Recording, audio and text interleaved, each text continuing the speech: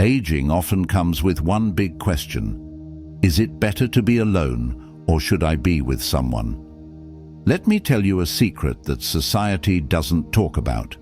Being single in old age could be the key to true freedom and happiness. In this video, we're going to debunk the myths about relationships in later life, uncover the surprising reasons why being single might be your greatest strength, and redefine what love and companionship can truly mean for you. By the end of this video, your perspective on life moving forward will completely change. If this resonates with you, give it a like, share it with someone who needs to hear this, and don't forget to subscribe for more life-changing perspectives. Let's discover the truth together. Romantic love, a socially accepted illusion. Romantic love is often described as a necessity, the very thing that gives life meaning. But what if that's just a story we've been told to keep us from realizing the truth? We've been conditioned to believe that being with someone equals success, and that a life without a partner is an incomplete life. But just look around. How many people do you know who are trapped in relationships they don't actually want, pretending to be happy because admitting they'd be better off alone would feel like public failure? Relationships often form out of habit, pressure, or fear, not because two people truly choose to be together. And the worst part? Society celebrates this emotional tragedy. Love, as it's sold to us, is nothing more than a cage wrapped in illusions. At first, it feels like freedom, excitement, and joy. But once the flames of passion die out, all that's left is routine, exhaustion, and compromise, disguised as commitment. And for what? To avoid feeling lonely? What a high price to pay just to avoid looking in the mirror and accepting that, in reality, you are alone in this world. The game of love, a social performance. It all starts with seduction, a game that has become nothing more than an act. Instead of seeking genuine connection, people engage in a social performance. A game where the winner is the one who lies best, acts best, and presents the best version of themselves on social media. And somehow, we call this romance. Most relationships begin with deception. We pretend to be better than we really are, sell illusions, and then act surprised when it all falls apart. But what else would you expect from a castle built on lies? And if you think love will fix everything later on, I have bad news for you. Love doesn't fix anything. It complicates everything, because romantic love, as we understand it, is nothing more than a socially accepted form of possession. You were taught that to love is to need, that you can't be happy without another person. But if you need someone else to be happy, you've already lost. The truth about loneliness and relationships. The problem isn't being alone. The real problem is feeling empty while being with someone else. Society tells you that you'll only be happy when you find your other half. Your other half? What a humiliating concept, as if you were born incomplete, needing someone else to make you whole. I'd rather stay without the other half. Thank you very much. Society pushes people to find a partner with the same aggression it uses to sell life insurance. And if you don't have a partner, people look at you like you're a failure. But here's the real absurdity. Seeking company out of fear of being alone is far worse than being alone itself. Love should be a choice, not an artificial need. The real reason people stay in relationships. The truth is, most people don't stay in relationships because they truly want to. They stay because they can't bear to be alone. Jean-Paul Sartre once said, "If you feel lonely when you're alone, you're in bad company." And that's exactly the problem. Most couples are lonelier inside the relationship than they would be outside of it.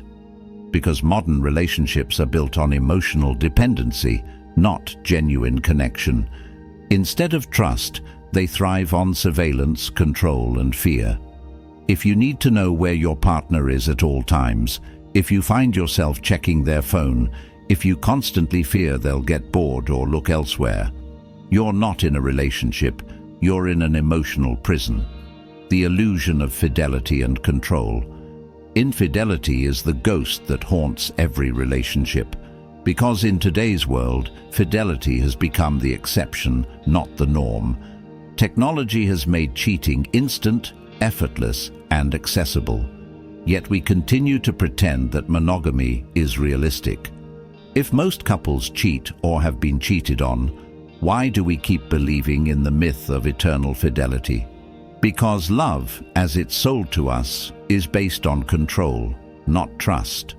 Forced fidelity is a form of emotional torture.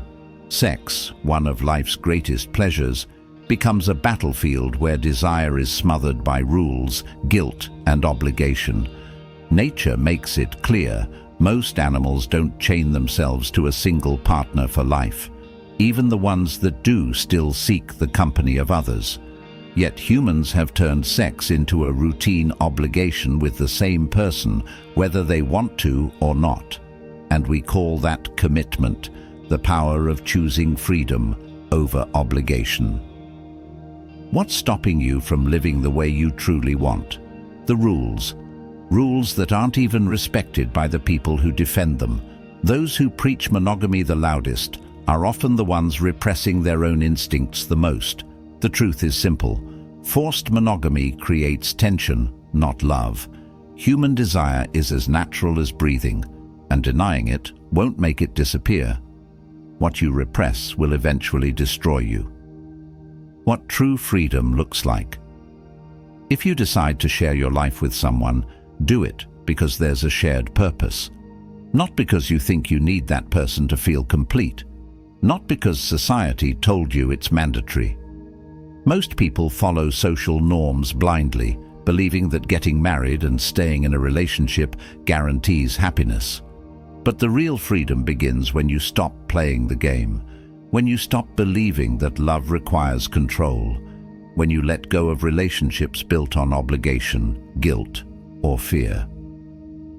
Being single, the ultimate proof that you don't need permission to exist. We live in a society that glorifies relationships because being single is a direct threat to the control model that keeps the world in order. A person walking alone doesn't depend on others, doesn't fear loss, and most importantly, doesn't conform to pre-packaged molds. And that's the real danger. The freedom of not needing anyone. We've been conditioned to believe that being alone is a mistake that needs to be corrected, as if life without a partner is an unfinished project. But being single isn't an accident.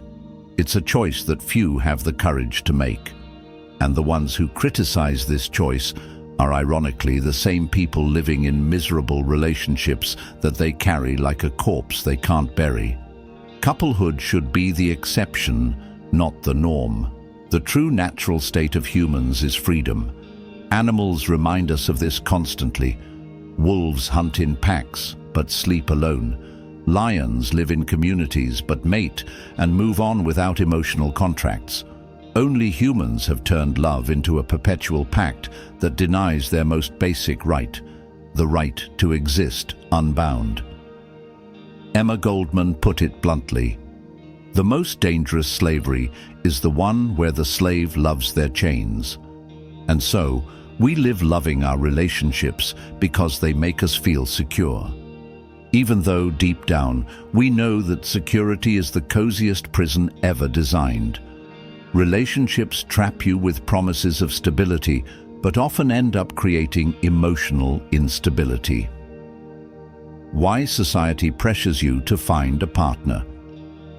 What's truly absurd is that being single is viewed as a problem that needs to be solved as quickly as possible, especially for women who are pressured to find a man before their biological clock runs out. When someone stays single for too long, society looks at them with pity, as if they're a victim of cruel fate where no one loves them. But what they don't see is that the single person isn't suffering. They're standing back and watching the rest of the world drown in relationships that have long since expired. And sometimes, I include myself in this, I enjoy seeing how people criticize my lifestyle, those same couples who are stuck in cycles of resentment and obligations. The real reason society fears single people. The societal pressure to have a partner doesn't come from love. It comes from fear, the fear of what being single represents. Because if someone can live happily without a relationship, what excuse is left for everyone else? The single person is living proof that love isn't mandatory, and that's unacceptable in a society obsessed with romanticism. But being single isn't a lack of love. It's an abundance of respect for oneself. Being alone means choosing not to negotiate your freedom, not to divide your time or body in exchange for a fleeting illusion. It's refusing to join the circus of seduction and possession, the endless game where everyone pretends not to care while desperately competing for attention. It's borderline schizophrenic paranoia. But being single eliminates that facade. You don't have to fake anything. You don't have to prove anything to anyone. You don't have to lie to yourself. The single person doesn't seduce. They live. They don't compete. They exist. Oscar Wilde said it best. To love oneself is the beginning of a lifelong romance. If a relationship doesn't bring growth, it's an anchor. Relationships should be a complement, not a necessity. Being single allows for relationships without contracts, without emotional debts, where pleasure is shared without expectations of possession. Casual relationships, when honest and mutual, are an extension of freedom, not a threat to it.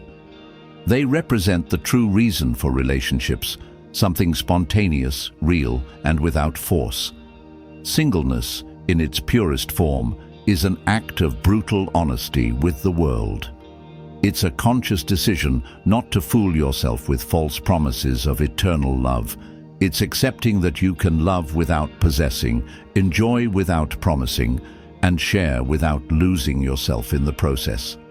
Being single isn't a phase, it's a destination, and the last stop is called freedom, a place few reach because most get lost in relationships that should never have started. Being single is not a sentence, it's an opportunity. At the end of the day, being single is not a flaw, it's a powerful opportunity. It's a chance to live life on your own terms, to know yourself deeply, and to discover what truly makes you happy, without the pressure of imposed commitments or unrealistic expectations. You have the freedom to explore your passions, chase your dreams, and build a life that reflects who you truly are. Happiness doesn't come from a relationship, it comes from peace with yourself. In a world where so much focus is placed on finding a partner, it's easy to forget that happiness doesn't come from a relationship. It comes from being at peace with yourself. Whether you are single or partnered, the key to a fulfilling life is staying true to what brings you joy, contentment, and a sense of peace. It's about doing what feels right for you, not what others expect or want. Are you living for yourself or for others? Take a moment to reflect. Are you living according to your own values? Or are you simply trying to meet the expectations of others? It's okay to walk your own path, even if it means doing so alone for a while. Embrace your independence, trust in your journey, and give yourself permission to grow and evolve.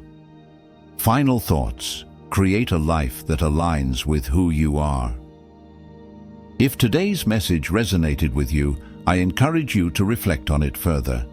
The key to a fulfilling life is not in being in a relationship or being single.